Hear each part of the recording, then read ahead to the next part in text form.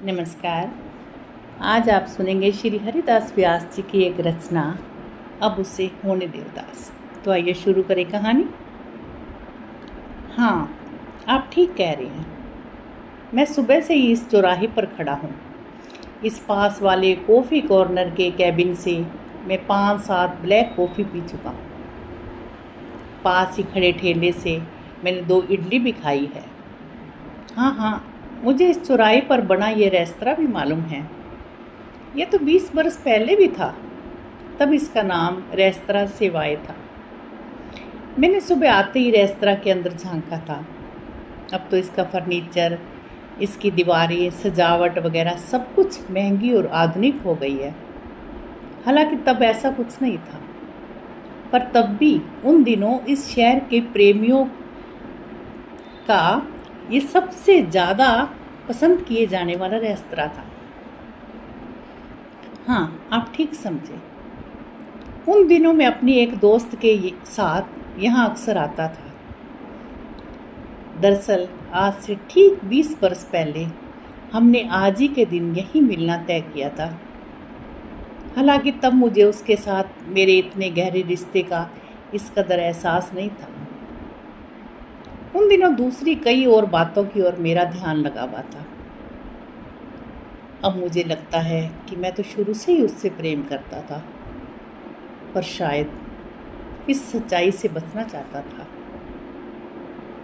शुक्र है इसी रेस्तरां में हुई हमारी आखिरी मुलाकात में हमने अपने प्रेम को समझ की कसौटी पर खरा सिद्ध करने के लिए और शेष बचा जीवन साथ बिताने के लिए 20 बरस बाद आज ही के दिन यहीं इसी रेस्तरां में मिलना तय किया था। कम से कम मैंने तो उसे यही कहा था, उसने भी शायद ऐसा ही मान लिया था। वह हमेशा मेरी हर बात बिना किसी संदेह के मान लेती थी। उसकी इस सरलता के कारण ही कई बार मुझे अपने आप पर गिलानी होती थी। कई बार मन होता कि मैं उसके सामने बोले गए सारे आधे अधूरे सच्चों की असलियतें बता दूं, पर ऐसा कुछ भी करने की बजाय थोड़े ही दिनों बाद मैं फिर उसे ऐसे ही किसी कमज़ोर सच से बहला रहा होता। उस दिन भी ठीक ऐसा ही हुआ था। 5 जनवरी का वह दिन भी बेहद ठंडा और कोहरे में लिपटा हुआ सूरज की गैर हाजिरी वाला दिन था। मैं उस दिन भी चौराहे की इसी सड़क पर यहीं खड़ा उसका इंतज़ार कर रहा था। मुझे दरअसल अपनी लेट लतीफ़ी के कारण इंतज़ार करना आता ही नहीं था, पर वह उस ठंड में भी हमेशा की तरह ठीक समय पर आ गई थी। सफ़ेद रंग के सलवार सूट पर उसने गहरे नारंगी रंग का पुलोवर और सिर पर हिमाचल की रंगीन कसीदे वाली गोल टोपी पहन रखी थी। उस पर सब कुछ बहुत फब रहा था। अपनी खूबसूरती से अनजान वह मुझे ठीक समय पर आया देखकर आश्चर्य और खुशी की उत्तेजना में मुझसे सट गई। उसकी मुलायम देह को अपने और निकट कर लेने की इच्छा को दबाता हुआ मैं उसे लेकर इस रेस्तरां में गया था। वह सचमुच उम्र की खुशबू से महक रही थी।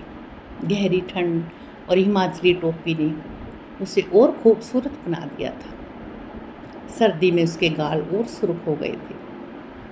वह उल्लास से लबालब और शायद मौसम के असर से भी कुछ हद तक उत्तेजित थी।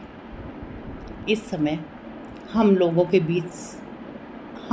के बीच नहीं होते तो अब तक वह मुझसे लिपट कर शायद यह बता रही होती कि सुबह की ठंड में नहाते हुए उसने मुझे किस बात पर याद किया था, या कि आज मिलने के लिए उसने घर पर क्या बहाना बनाया और इस अचानक हो आई ठंड के कारण मम्मी को कितनी मुश्किलों से मनाया। पर उस समय मेरी एकटक निगाहों से झेल कर उसने अपनी रंगीन टोपी उतार ली। उसके गहरे काले और चमकीले बाल झटके से उसके चेहरे पर बिखर आए।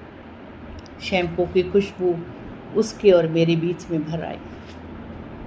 वह अपनी लंबी और गोरी उंगलियों से बिखर आए बालों को होले से कानों के पीछे करने में मगन थी। सच कहूँ, वह उस दिन सिनेमा की किसी भी नायिका से अधिक खूबसूरत लग रही थी। कोई और दिन होता तो मैं उसे उस दिन कही जाने वाली तमाम बातें मैं कभी का भूल चुका होता, पर मैं उस दिन पूरी तरह सचेत था। मैं नहीं चाहता था कि मेरे सपने उसके बालों की खूबसूरती पर से फिसलते हुए जमाने के पैरों तले चले जाएं। मैंने उस पर से नजरें हटाते हुए सिगरेट सुलगाई। उसने हमेशा की तरह बुरा सा मुंह बनाया, पर उसकी परवाह नहीं करते हुए मैंने बिना किसी भूमिका के कहना आरंभ किया। देखो, पिछले 3 दिनों से मैं केवल हमारे बारे में ही सोच रहा हूँ। तुम जिस सिगरेट को देखकर बुरा मान रही हो, इसी ने मुझे इन दिनों बहुत सहारा दिया। मैं पिछली 3 रातों से एक पल भी नहीं सो पाया हूँ। मैं ऐसा कोई भी निर्णय नहीं लेना चाहता जिससे मेरा और तुम्हारा भविष्य चौपट हो जाए या तुम्हारे जीवन में हमेशा के लिए कोई पश्चाताप रह जाए। देखो, पहले मुझे बोल लेने दो। उसे बीच में बोलते देख मैंने बिना किसी आवेश के उसे टोका। दरअसल इतना बोलने के बाद मैं कुछ स्थिर भी हो चुका था और मेरे दिमाग में उस दिन कही जाने वाली बातें ठीक ठीक आकार भी लेने लगी थी। इसलिए मैंने बिना रुके कहना जारी रखा। मैं यह भी नहीं चाहता कि हमारा प्रेम भी आजकल के आम लड़के लड़कियों की तरह बचकाना और शरीरों तक सिमटा रहने वाला हो। तुम जानती हो, मैं उन सड़क छाप प्रेमियों से कितनी नफरत करता हूँ। हम उस तरह के लोगों की बिरादरी में शामिल नहीं हो सकते। मैं बहुत सावधानी से उसे मेरी बातों से सहमत करने की कोशिश कर रहा था। मेरे प्रेम के प्रति उसके मन के आदर भाव का भी मैं पूरा उपयोग लेना चाहता था। उसके चेहरे पर मुझे मेरी कोशिशों की सफलता दिखाई देने लगी। इसलिए मैंने कुछ और आत्मविश्वास से अपनी बात आगे बढ़ाई। देखो, अक्सर लोग अपनी चाहतों और प्रेम के बड़े दावे करते हैं, पर समय उन सारे दावों की असलियत सामने ला देता है। तुम भी जानती हो ये असलियतें उन दावों से कितनी अलग होती है। इसलिए मैं ऐसी कोई बचकाना दावा नहीं करता। तुम भी मत करना। हम प्रेम करते हैं और इस हकीकत को हमें पूरी गंभीरता और धैर्य से समय के सीने पर लिख देना है। वह चकित सी मेरी बातों को बिना पलक झपकाए सुन रही थी। अब उसे बातों और तर्कों के किसी भी जंगल में ले जाया जा सकता था। मुझे खुद बातों के उस खेल में पूरा रस आने लगा था। मैं उस माहौल को हर हाल में बनाए रखना चाहता था।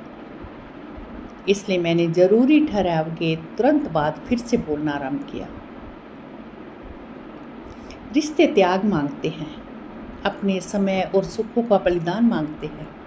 सच्चे रिश्ते केवल खुद के लिए सुख की तलाश नहीं करते, खुद के सुखों के पक्ष में तर्क नहीं ढूंढते फिरते। सच्चे रिश्तों में तो हमेशा खुद को खोना पड़ता है, और जो कुछ भी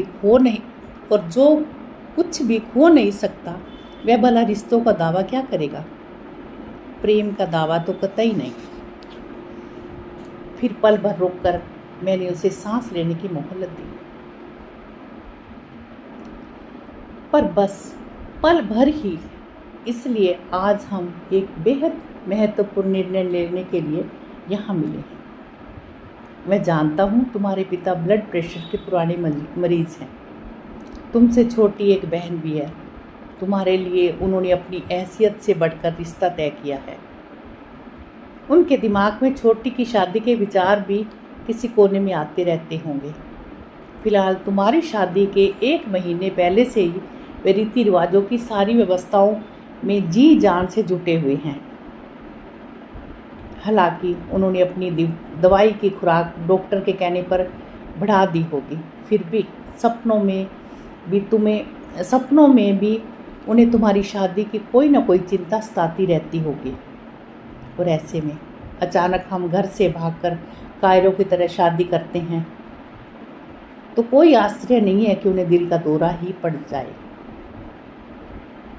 यह दौरा उनकी ज़िंदगी के लिए बहुत बड़ा खतरा हो जाएगा, यानी कि हमारा प्रेम उनके लिए जानलेवा भी बन सकता है। मैंने देखा उसकी सांसें बहुत तेज हो गई। टेबल पर रखे उसके हाथ को मैंने थपथपाया, तसल्ली देते हुए उसकी हथेली को अपने हाथों में लिया, पर उसकी सांसें सहज हो उससे पहले मैंने फिर से कहना आरंभ किया,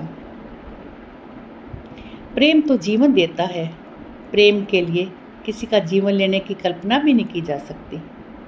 मैं जानता हूँ तुम्हारे परंपरावादी पिता को हमारी शादी के लिए किसी तरह मनाया नहीं जा सकता, पर हम अपने प्रेम के लिए उनका जीवन छीन भी तो नहीं सकते। इसलिए मैंने एक दूसरा ही तरीका सोचा है। मैं जानबूझकर रुका। तरीका सुनने की उत्तेजना में उसका पूरा शरीर कांप रहा था। मैंने भरपूर तसल्ली के साथ कहा,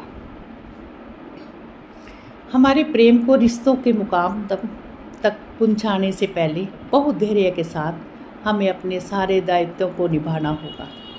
हमें अपने सारे फर्ज पूरे करने होंगे। इसलिए एक बार तो हमें परिवार वालों द्वारा तय किए गए रिश्ते में ही शादी करनी होगी। यही नहीं, बल्कि बच्चों को काबिल भी बनाना होगा। और तब यानी कि 20 वर्षों बाद अपने उन सारे फर्जों से मुक्त होकर हम उस दुनिया को छोड़कर बिना किसी दुविधा के अपनी प्रेम की दुनिया में जाएंगे, बिना किसी तनाव के, बिना किसी पश्चाताप के। मैं जानता हूँ हम दोनों में इतनी समझ, गहराई और धैर्य है कि हम अपनी शेष जिंदगी साथ बिताने के लिए, अपने प्रेम को समय की कसौटी पर खरा सिद्ध करने के लिए हम अपनी ज़िंदगी में कुछ और वर्ष इंतज़ार कर सकते हैं। इसलिए आज हम तय करते हैं कि आने वाले वर्षों में हम चाहे कहीं रहें, पर आज से ठीक 20 वर्षों बाद यानी 5 जनवरी 2016 की सुबह ठीक 11 बजे हम यहीं मिलेंगे, हमेशा हमेशा के लिए। Good bye. उसकी चकित आंखें चुपचाप टपक रही थी।